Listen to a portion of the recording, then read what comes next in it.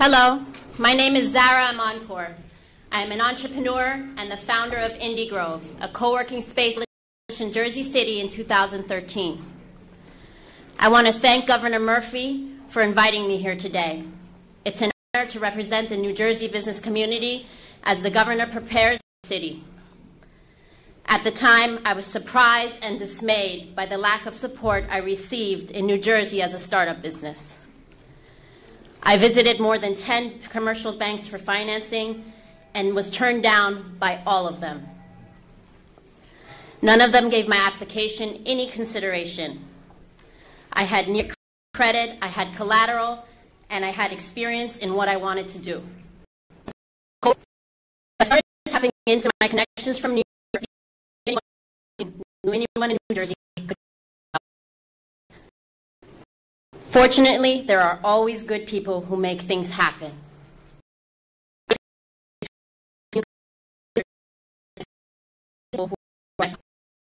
I was for finding the right location, negotiating my lease, proved that co-working could work in Jersey City.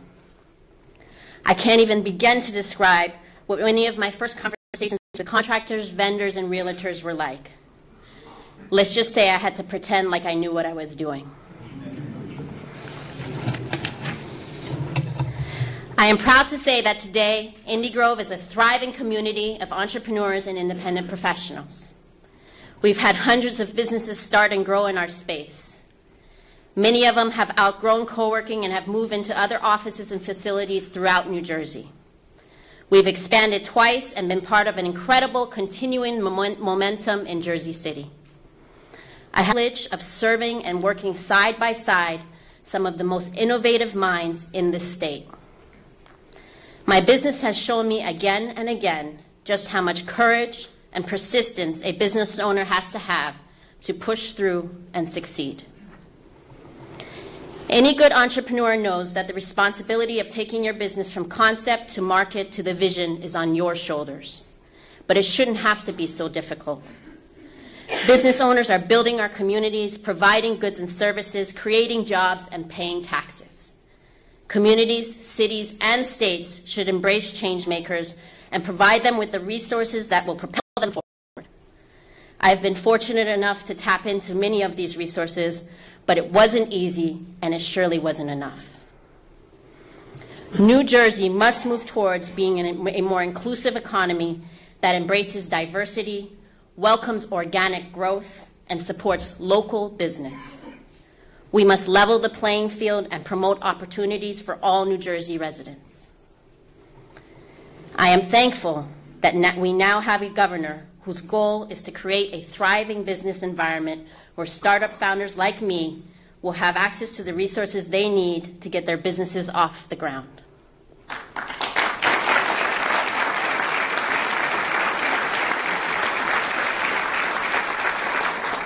With that said, it is now my honor to introduce Governor Phil Murphy.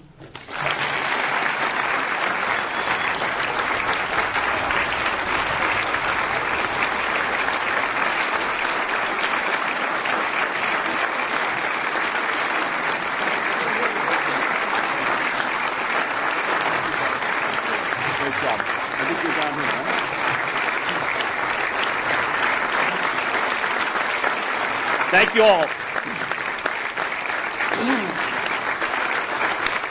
Thank you. Thank you, thank you.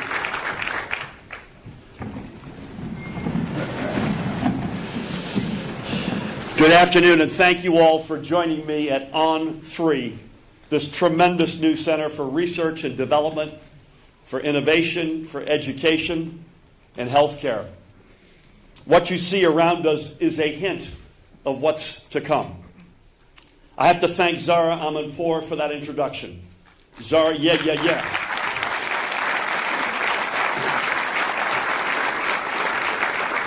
Zara embodies the words I'm about to give and the plan that we are releasing. The future, in fact, the future of our economy mirrors Zara and all that she is doing. Before I begin, I'd like to thank Choose New Jersey for hosting us today, and along with the team at the Economic Development Authority and my colleagues for their hard work over the past weeks and months. The radio telescope, semiconductors, radar and sonar, computers, transistors, cell phones, satellite communication, fiber optics, and solar power. All advances that have impacted our modern world. They've allowed us to visit distant stars, connect with people literally around the world, or just make a phone call to a friend down the street. And they all have one thing in common: New Jersey. Many of the advances, rivaled center of innovation and technology, home to 8 Nobel Prize laureates and 3 Turing Prize winners. For a half a century, our modern world was created in New Jersey. From Edison's Menlo Park to Bell Labs and countless places in between, innovation has been etched into our DNA, building New Jersey into the historic home of advancement, headed by diverse leaders and powered by an equally diverse workforce. It's that DNA which made us synonymous with groundbreaking achievements, from the technological advancements at Bell Labs to the life-saving ones made in the pharmaceutical and life sciences industries and at our research universities. It's that DNA which took our built-in advantages, a long list, by the way, headed by our people and our location, and created good jobs at all skill levels, grew our middle class, and spurred far-reaching economic growth. New Jersey became an economic power, and today is home to 21 Fortune 500 companies, operations of 13 of the top 20 global pharmaceutical companies, and more than 400 biotechnology companies. We were Silicon Valley before there was a Silicon Valley. We have been called the medicine chest to the world. We may be our country's 4th smallest state, but we used our advantages to become its 8th largest economy. In fact, if we were on our own as a country, we would boast the world's 22nd largest economy, eclipsing Denmark, Ireland, I apologize to the ancestors, among many other advanced nations. The old adage goes that a picture tells 1,000 words. The graphic behind me is a book about how far we've fallen. I encourage you to take a look.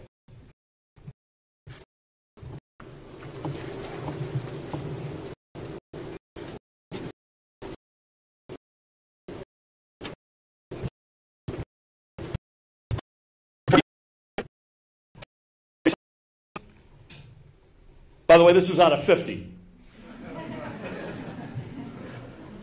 Where we once led, now lack. Where we ourselves in a vibrant and growing middle class, we now have a big void to provide for countless families in the middle class. This is not New Jersey, not by a long shot. But it didn't have to be this way. Somewhere on our path to today, we forgot the most basic elements of economic growth: leadership and vision. We thought in small ways, so no surprise, small results. At the end of the 20th century. And because of this, we see a dearth of new and innovative companies to drive job growth. We have underinvested in our people, in education and workforce development, in our communities, and with our to attract and retain new talent while fully developing our own workforce. Today, we say that New Jersey once again be a vision leader, national and global economy. A plan created not in a dark corner, but through hundreds of meetings with hundreds, if not thousands, of people across our state who have a stake in our future success.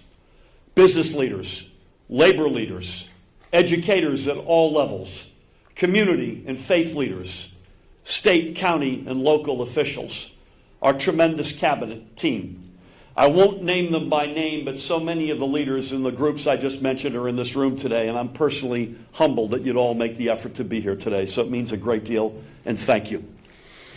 2 years ago, in the early days of my campaign for this office, which feels like it was in the 1960s, I delivered an address at the New Jersey Institute of Technology in Newark, putting forth my vision for a new New Jersey economy, steeped in innovation, which grows from the middle class out, and which lifts families and communities from the bottom up. I called for nothing less than a reimagining of what our state, our economy, and our workforce could look like. I called for a strategy to create a new middle class and a new commitment to put every resource at our disposal to get it done. I noted that we have everything we need for our success right here. We have our people, strong, talented, educated, and diverse. We are home to one of the nation's top 2 school systems, as well as some of its top-ranked research colleges and universities, and a network of community colleges with strong roots. We have our location, nestled between the world's largest market in New York and one of the nation's fastest growing in Philadelphia. We are crisscrossed by one of the nation's leading highway networks, home to one of the country's busiest airports and one of its largest ports. All of the pieces of success are right here before us. I said then, and I say it again today. When we get New Jersey's economy right, we get New Jersey right. Period. For the part of the past year, this administration focused on make real our vision of stronger, fairer, for every family in every community. We have done much to achieve this already. The nation's equal of sick leave workers, a commitment to achieve a $15 an hour minimum wage, protecting your families, extending private partnerships, and nationwide reforms to our health care system, insurance rates drop, among so many other steps. In our first budget, we began the long process of reinvesting our schools and expanding pre-K, addressing college affordability, once again living up to our promise of property tax relief and a commitment to turning around NJ Transit. All of our efforts to date will begin to halt the backward slide of our middle class and those who aspire and look up to the ranks. Already in 8.5 years. And I thank our leaders in the legislature for being our partners in this progress. Senator Sweeney in absentia and Speaker Coughlin, who's with us in seat 1A today. Thank you, Craig, in absentia. And to all your colleagues who are here today. Now we're ready to take the next big step.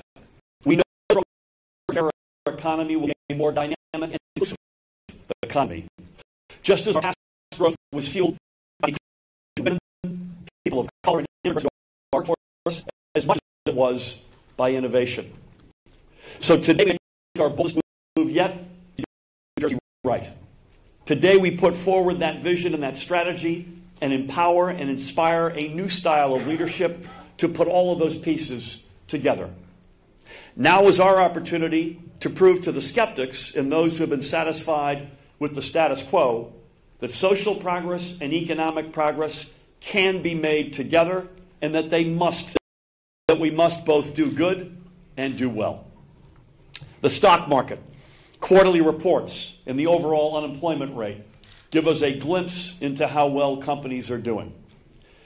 But we will use our efforts to ensure that our people are doing just as well. Our goals are fivefold. One, to create an economy that by the year 2025 will lead our peer northeastern states in job growth with a supportive and inclusive business climate. In real numbers, this means an all-out effort to create plus or minus 300,000 new jobs. Number two, leading our peers in median wage growth by focusing on high growth, high-wage sectors. This means another all-out effort to make sure our existing and new jobs pay well, and by doing so deliver an on average $1,500 increase in median wages. 3, building the nation's most diverse and inclusive innovation economy, with literally tens of thousands of new jobs in the innovation economy for women and minorities. In doing so, we will also double venture capital investment into our state, which is an influx of more than $600 million annually, by aggressively promoting our values-driven economic ecosystem. 4, closing the gender and racial employment and wage gaps, currently, by the way, among the widest in the country, by both creating good jobs for more women and minorities and increasing their annual wages by at least $15,000.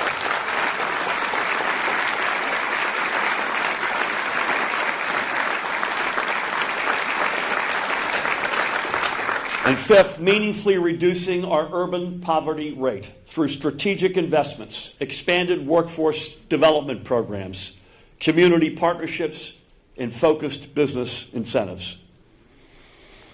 Now, achieving these goals will not be easy, but they are achievable. To succeed, we must return to the core values of our state and re-embrace our historic role as the world's leader in innovation. This return to our core values begins with, once again, investing in our great people. We have one of the nation's most highly educated, with all college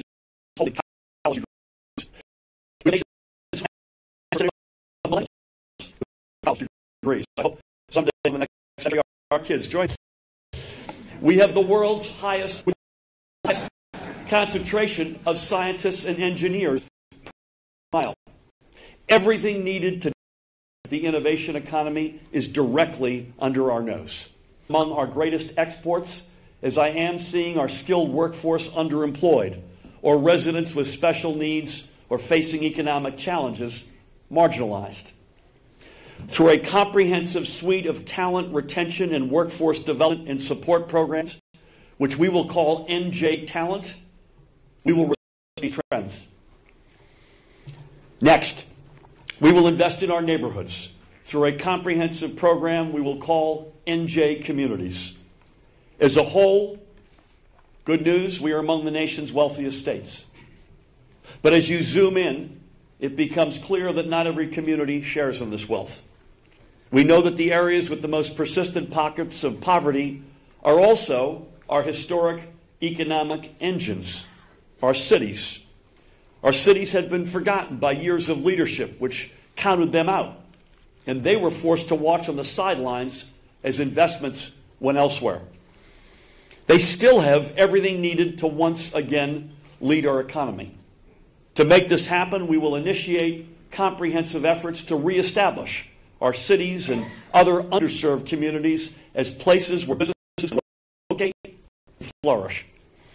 For instance, we're one of the first states to designate our opportunity zones, 169 census tracts across all 21 counties, urban and rural, where significant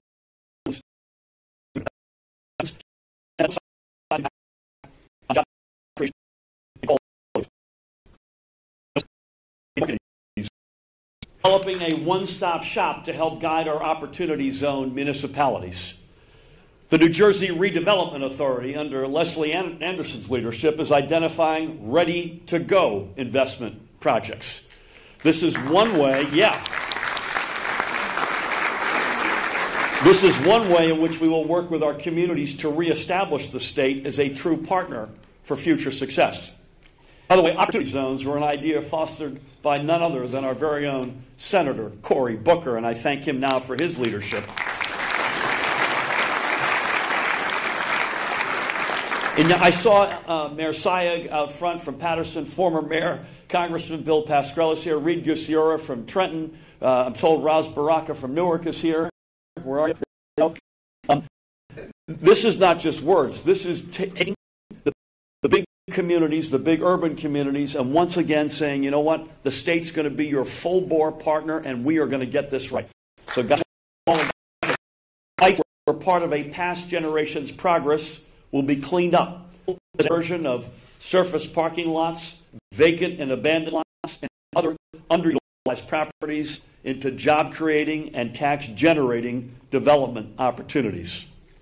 It will help to bring market-rate housing to distressed urban areas while also ensuring mixed income and affordable housing in our suburbs, which we desperately need. And to build communities, and not just places to live, we will put an additional focus on tourism, arts, and culture-related projects. In doing so, we'll create new jobs for our brothers and sisters in the buildings trades, who we will lean on to literally rebuild New Jersey. Let's get it up for everybody in the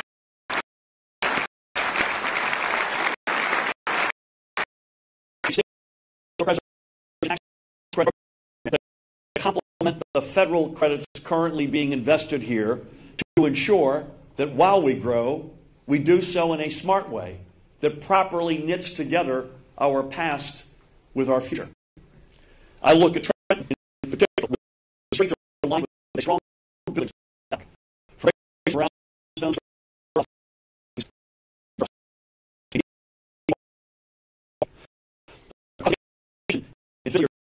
in 100,000 jobs nationally and nearly $2 billion in new revenues, a $500 million return on investment. That's not so bad, right? Our state is rich with history, and we're not going to knock it down, but rather use it to move forward. We're already benefiting from our enacted restoration of the film and television tax credit to again put the spotlight on our communities.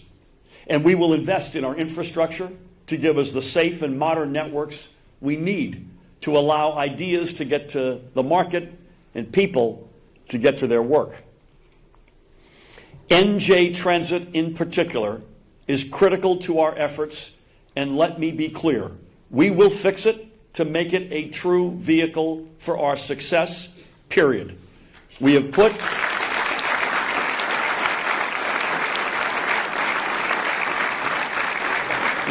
in place new management with a new mindset. We have begun the path to proper funding with a nearly tripling of state operating support. And we are focused on making long overdue improvements to state safety and performance. We will invest in roads and bridges, maximize our partnerships to unlock the full potential of Newark Liberty International Airport, and continue the bipartisan effort to fund and at long last build the Gateway Tunnel. These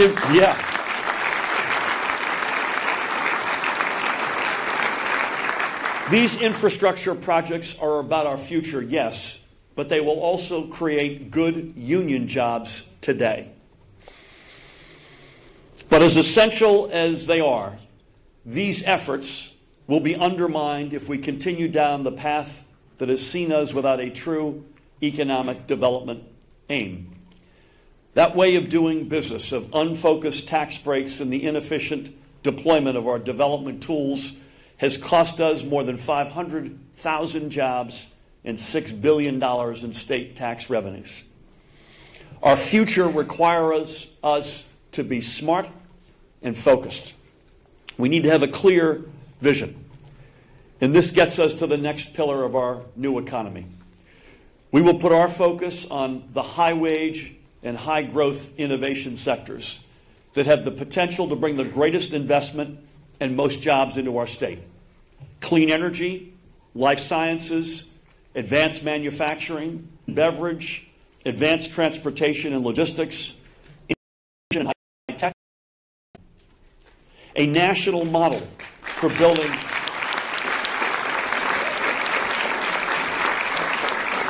We aim to be nothing less than a national model for building an inclusive innovation ecosystem.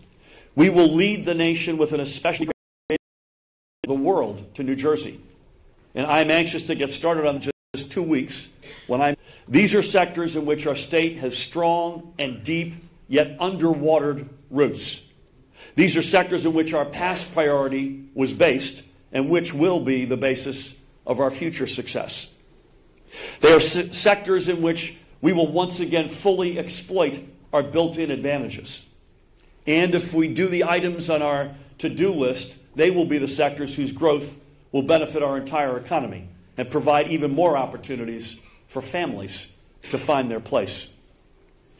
They are the sectors with wages that can make our economy fairer and with the reach and growth potential to make it stronger. They are the sectors which tie together all of our efforts to date. So now that we have the building blocks for a thriving innovation economy, top-tier talent, vibrant communities, and high-wage, high-growth sectors, we will need to create the ecosystems and attract the capital that fast-growing businesses will need. We will bring these initiatives together and call it NJ Innovate. Now, a little history. As late as 2007, we had this going for us.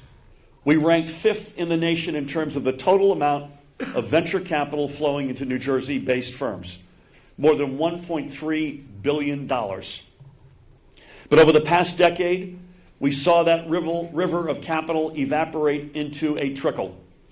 In just 10 years, we fell to 15th, lagging among our peers. And the amount of capital coming to innovate New Jersey firms has been cut in half. Meanwhile, just across the Hudson, New York has seen an influx of venture capital at an annual growth rate of more than 25%. It's time for us to get back to where we belong and to bring those dollars back here. And it's not that we lost our entrepreneurial spirit. We simply lost our way in helping entrepreneurs get from the drawing board to the market. We need to change our mindset and move from away from viewing tax credits as a strategy unto themselves, but as just one tool within a broad and cutting-edge strategy for economic growth. We took a strong, again with our legislative leadership, we took a strong first step in our budget by modernizing the state's R&D tax credit for the first time since it was instituted in 1992. But there's more to do. And I would say, lock it in here for the next minute or two, because in addition to growing and shrinking the inequities and poverty, this is the big idea today. To start, we're going to create a $500 million innovation evergreen fund to supercharge the return of venture capital into our state, pairing the proceeds from competitive auctions of new state tax credits with private venture capital funds to make joint investments in a diverse array of New Jersey-based startups. Now, to give some context, the New York metropolitan area realized $33 billion in venture capital investment across more than 4,000 for the past 5 years. Fewer of those dollars came in Jersey. This Innovation Evergreen Fund will help bring them back. Here's how it's going to work. Corporations will bid on new EDA tax credits. The winning are both the best price and the best commitment to help entrepreneurs. The Innovation Evergreen Fund will then invest the auction proceeds alongside funds from venture capital firms into promising startups with the potential to scale up and create jobs.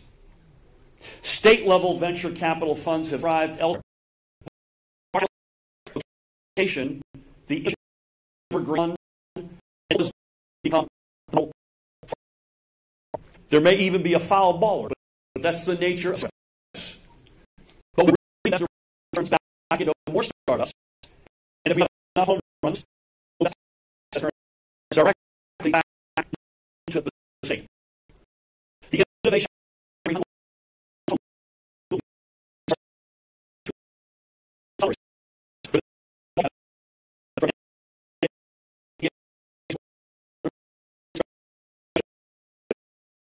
funding and I look forward to leadership with the video. Also,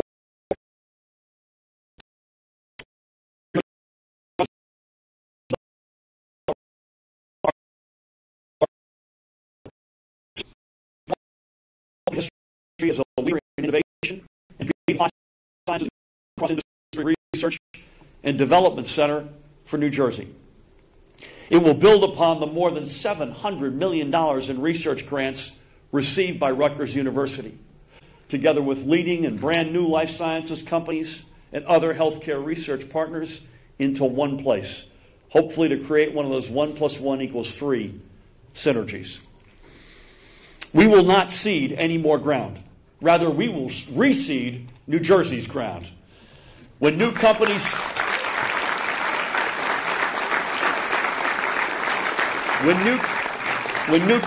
graduate from the hub, we will back them up with a more targeted and strategic tax incentive system called NJ Forward, which will take the best aspects of our current incentives and retool them to fit within both our current fiscal constraints as well as our future economic aspirations. We will prioritize job creation over job retention. Mass transit can bring employees and employers to companies. It helps succeed. Again, I look forward to working with my partners in the legislature on this important initiative. Our other great opportunity lies just off our coast with offshore wind. It is no secret that we want to see us unlock the promise of offshore wind to help power a 100% clean energy economy by the year 2050. We have already begun on this path, and we are already at work on a new energy master plan to make it happen. And 2 weeks ago today, the Board of Public Utilities set us on an aggressive schedule to see us achieve 3,500 megawatts of offshore wind energy by the year 2030. That is, for context, enough energy to power 1.5 million homes.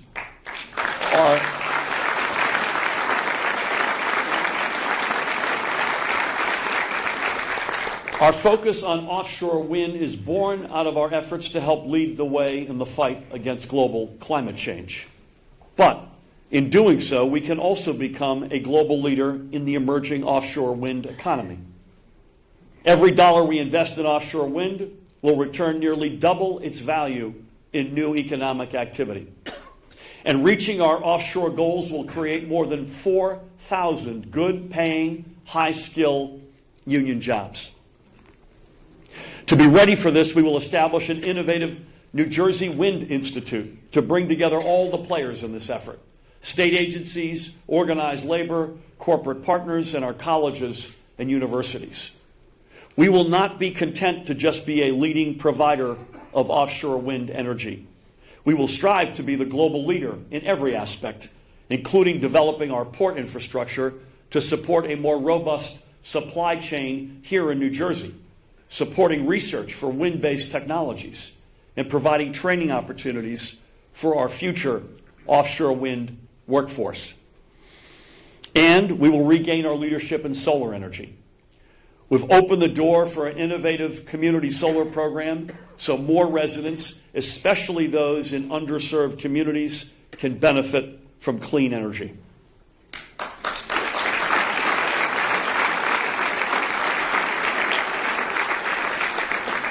Finally, we will buttress all of these efforts with our fourth pillar: a government that is working better and smarter, viewed as a partner in prosperity rather than an impediment to economic growth.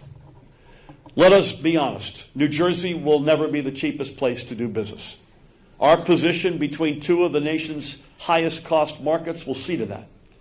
But we will continue to strive to provide the greatest value, dollar for dollar, and to maximize our natural advantages for business. We named New Jersey's first ever Chief Innovation Officer, Beth Novak, to push state government forward. That's a good first step, to be sure, but through the NJ Accelerate initiative, we will do much more. In the Economic Development Authority, under Tim Sullivan's leadership right before me, we will create a new small business loan program to enhance our business climate.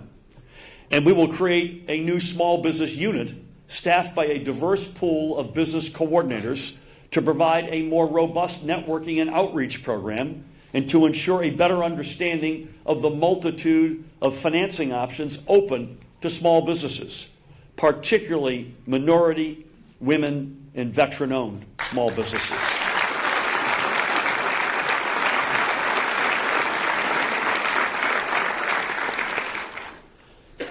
We must also simplify, please God, the permitting process that has become a roadblock for too many businesses looking to grow or expand in New Jersey.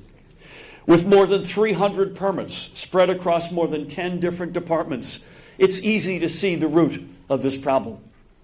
We must make navigation and application easier and more seamless through a one-stop shop for permitting and follow-up.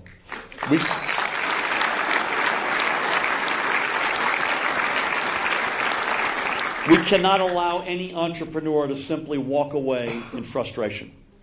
We will work with her and guide and support her from the moment she walks through our door until she gets to walk through the doors of her new New Jersey-based business.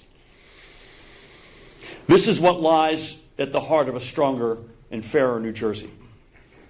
We are a state that succeeded by being doers, not spectators. Not far from my office in Trenton, a bridge across the Delaware River is lit up every night with the words, "Trenton makes, the world takes." Right now, that bridge is a reminder of the past. But if we get this right, if we get New Jersey right, it will be a symbol of our future. We are on the cusp of doing revolutionary things, and there's no reason we cannot. We have our people, we have our location, we have the will, and now we have the plan. And we have a secret weapon, our New Jersey values. We know these values weigh greatly on the decisions made in boardrooms across the country and around the world. So for everyone who cares about common sense gun safety laws, women's health care, environmental protection and clean energy, the rights of our LGBTQ brothers and sisters, social and economic justice, and immigration policies that allow diverse and safe cities to flourish, I say this: come to New Jersey.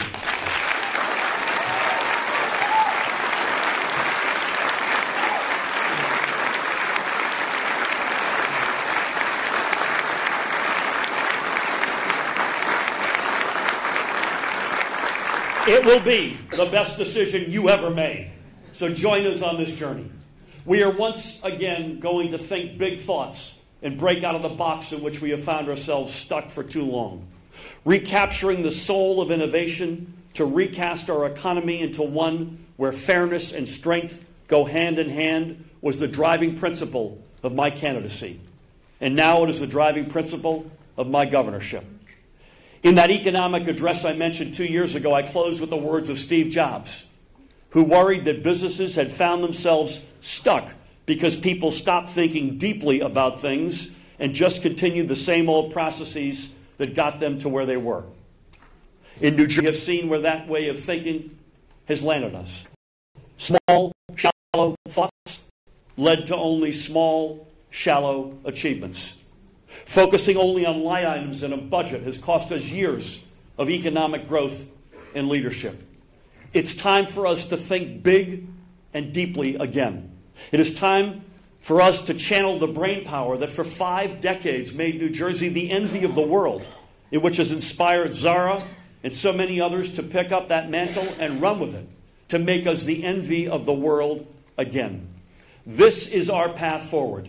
This is how we build a New Jersey that will work for the next generation and the generations to come. This is how we reclaim a stronger and fairer future to build a new economy in which every New Jerseyan can find a place and every family can live their dreams. May God bless you. May God bless the great state of New Jersey. And may God bless the United States of America. Thank you all.